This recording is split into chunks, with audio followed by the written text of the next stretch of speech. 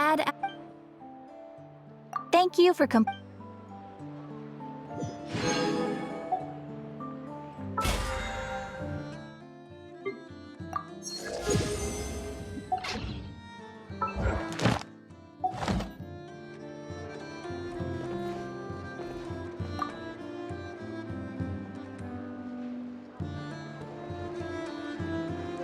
Huh?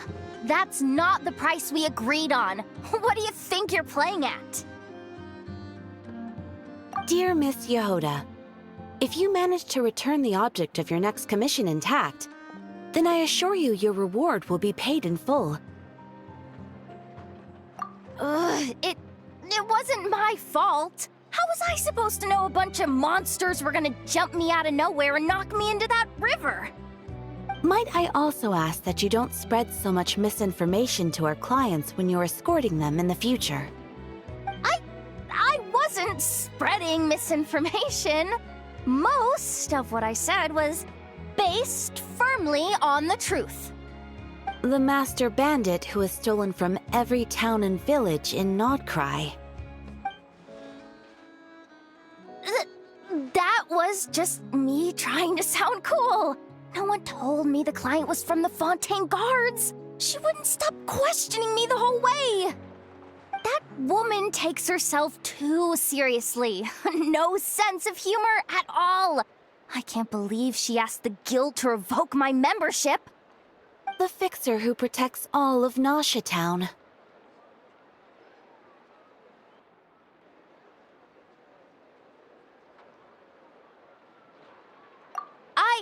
I was talking about Boss Neff. I was telling the client about her. Regardless, Miss Yehoda, if you wish to take on any more commissions in the future, it would be best. I know. Be careful what you do and say. Boss Neff's always yammering on at me. But my mouth gets all itchy when I don't use it too long. Perhaps you could take a few pointers from our experienced adventurer here. The Traveler? I guess he's not the worst person to learn from. But you're gonna need to wait for me to take this reward back to Boss Neff first. She ain't gonna be happy that it's not the full amount. I feel a lecture coming.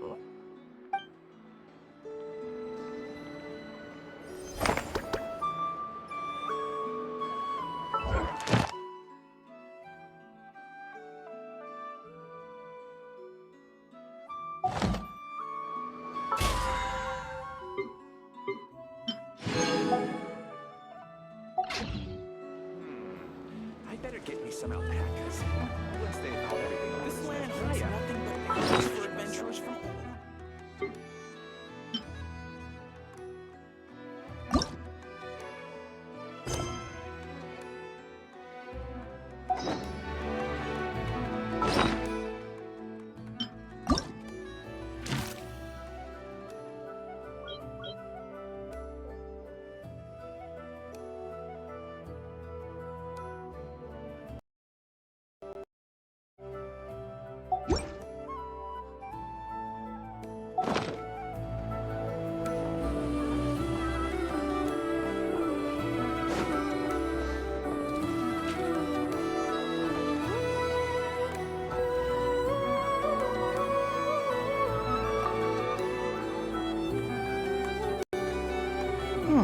This should just about do it.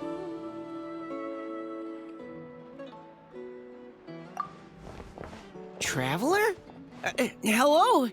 I didn't think I'd run into you here. Right. I should have realized. Master Jean told me you'd be here. We just didn't know when you'd arrive.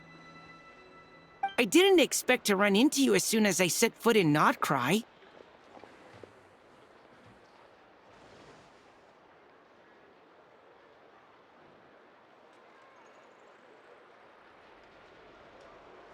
Yes, the Grandmaster sent you a letter, didn't he? He also sent one back to Mondstadt, telling us all about how you were doing. Of course, all the knights back home are still figuring out how to support you. But the Grandmaster wrote that we shouldn't be hasty and that he already had everything in hand. Yep, the Grandmaster's always reliable when it comes to important business. So when he says he'll handle something, we know we can count on him. But of course, if you run into any trouble, remember that the Knights will always be there to help you.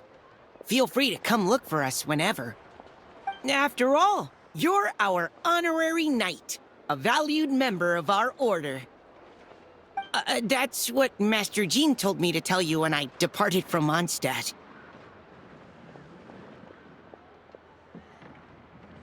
Huh?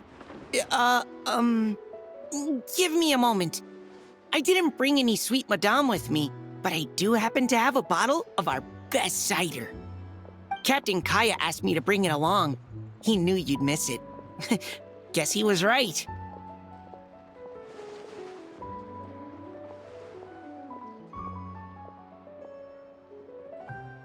Okay, I need a minute.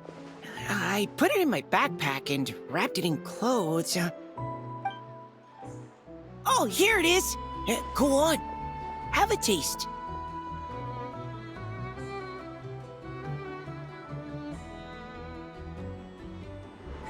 I did, of course. When I was leaving, the Grandmaster specifically asked me to bring some bottles of our very best dandelion wine for him.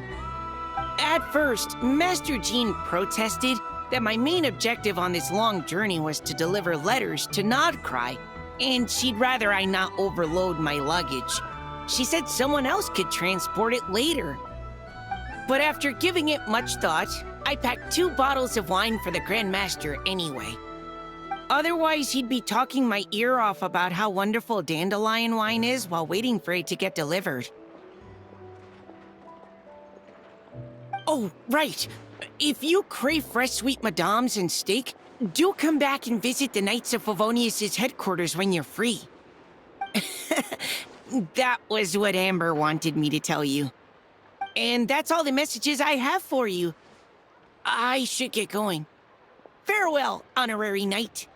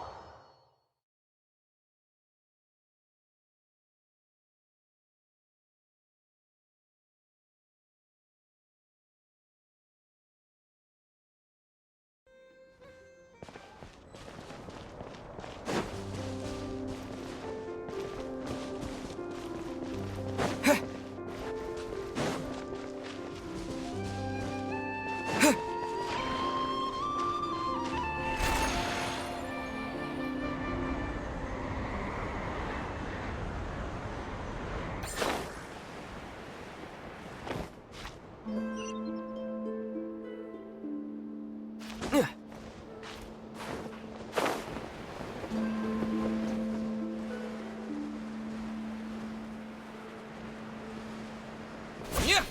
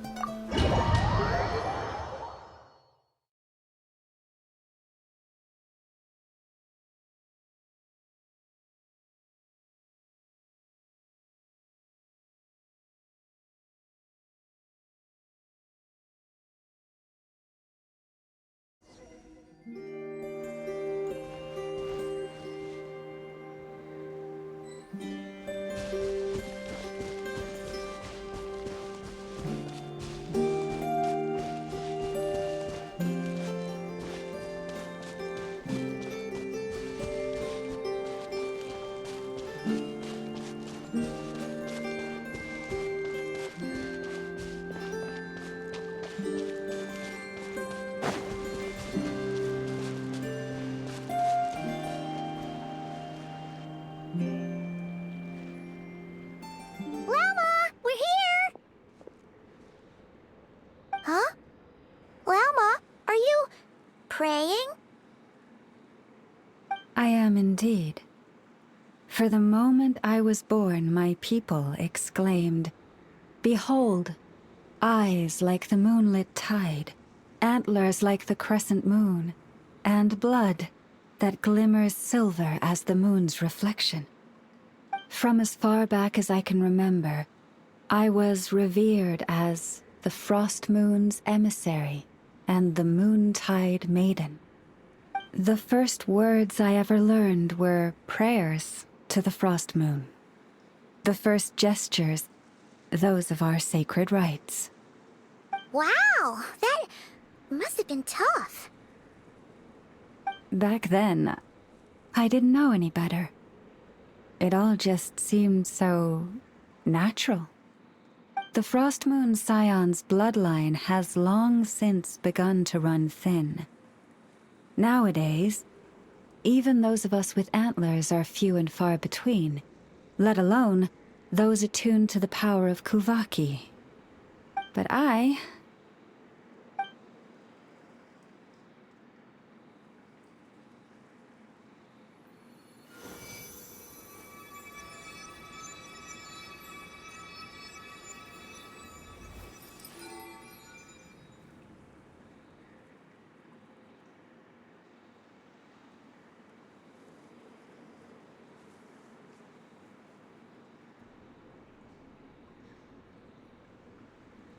Whoa!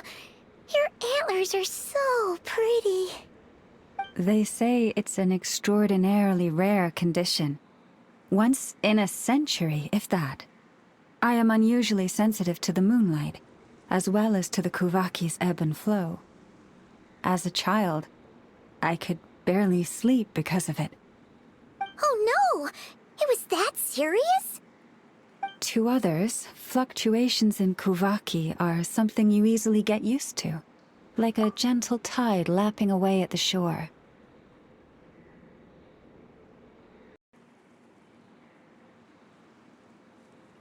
But to me, that same tide is a towering tsunami, a surging swell crashing against me. Of course, as the years went by, I learned how to suppress my senses and my power, enough to keep it all from overwhelming me. But because of that, I also had to walk the path of concealment. Concealment? From the moment I was first taught to pray, my kin would point up to the night sky telling me, "That, Lauma, is the frost moon, the last of the moons, the sole surviving truth." But I would ask them in response, why? Why can't I feel anything from it at all? Later, I came to understand that they simply could not tell where the real tide was coming from. They couldn't sense it. The true moon beyond the sky's veil.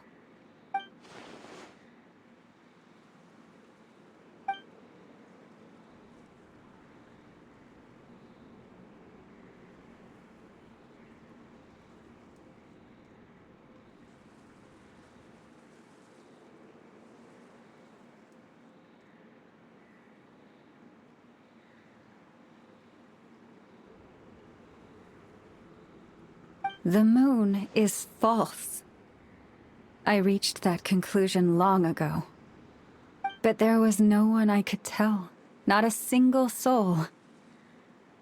At least, not until now. Am I the one who's wrong? Is it the moon that is false, or my own senses? I asked myself such questions time and time again.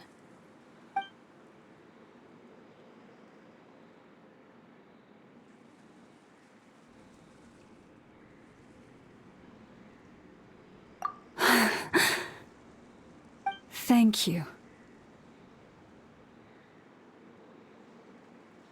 When you called yourself a descender, I had a feeling you might be able to confirm what I had always suspected. And now that you have, it's exactly as I imagined. I feel relieved. Oh, Paimon kinda gets why you couldn't tell anyone now. It's not easy to change people's minds on something they've believed for hundreds of years. That's what I meant by concealment. I knew too much, so I had no choice but to keep my people in the dark. Every prayer I offer feels like a lie to keep myself going.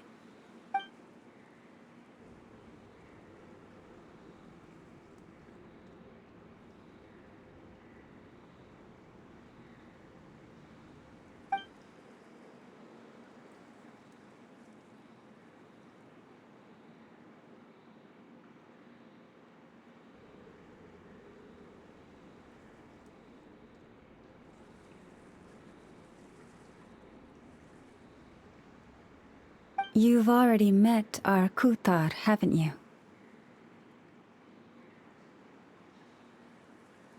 Huh?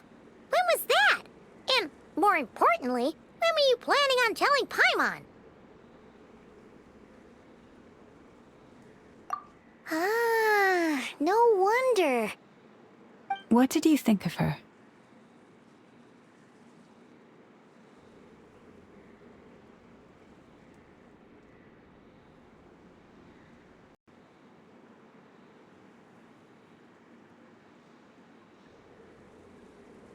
What exactly do you mean by up in the clouds?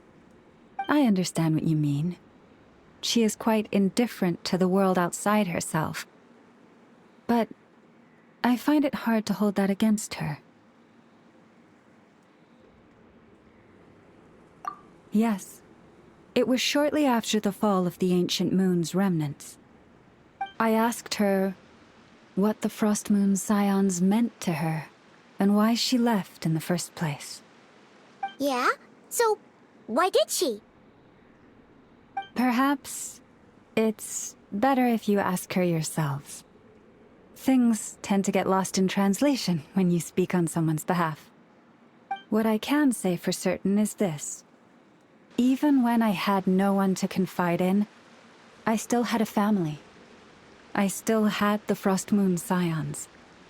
But that girl, born beneath the moonlight, perhaps she's never felt she had either. The truth is, though, she might have had it all, if only the Frost Moon Scions hadn't let her down.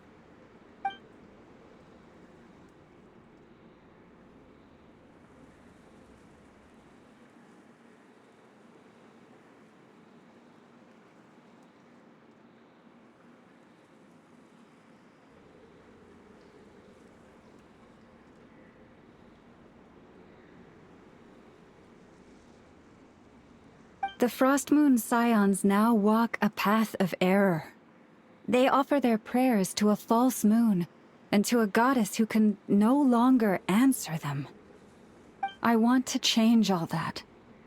But with the Fatui closing in on us day by day, the Frost Moon Scions must stand united, now more than ever. I just need to wait for the right moment. Lady Lauma! Lady Lauma! Cappy? Has Kadena's condition deteriorated again? Traveler, Paimon, we'll have to continue this conversation later. We'll come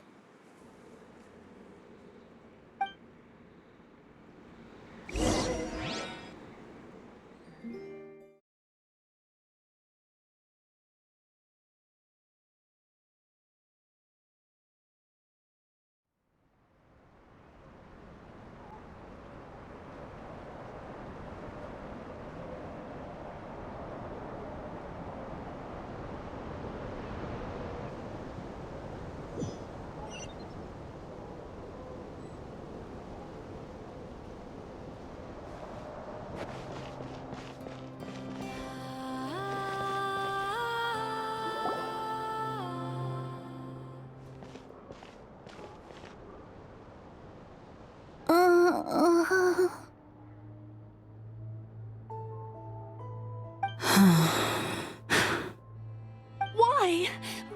Did I do something wrong? I've been praying to the moon goddess every day. Why isn't she getting any better?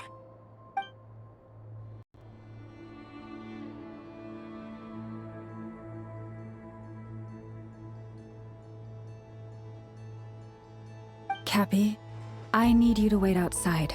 I'm about to start her treatment.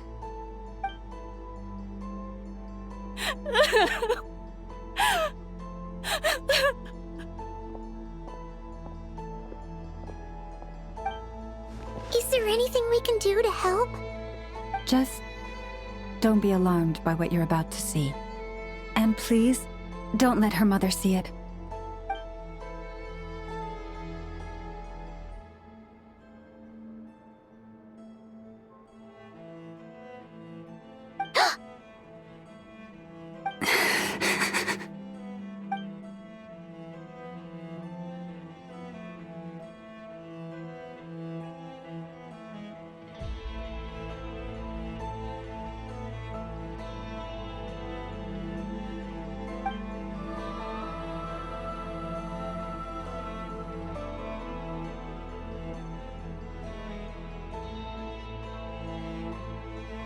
Shh. Please. Help me keep this a secret. She looks much better now. But, Lauma, was that? A medicine prescribed by a local doctor. For ordinary people, my blood has the power to counteract any adverse reactions to Kuvaki.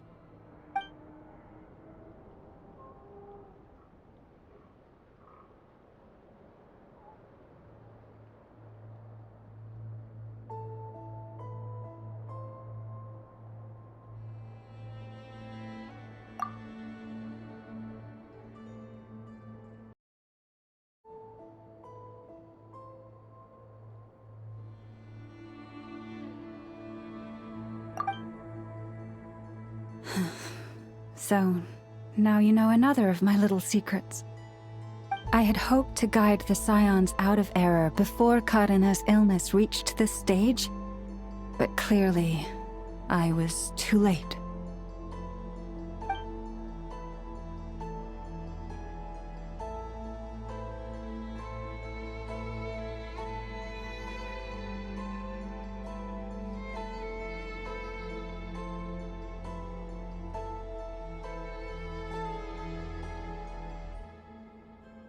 My life is as hidden from sight as the far side of the moon. Yet people only look to the bright side for guidance. If the day ever came when the two sides were reversed, could they truly accept it?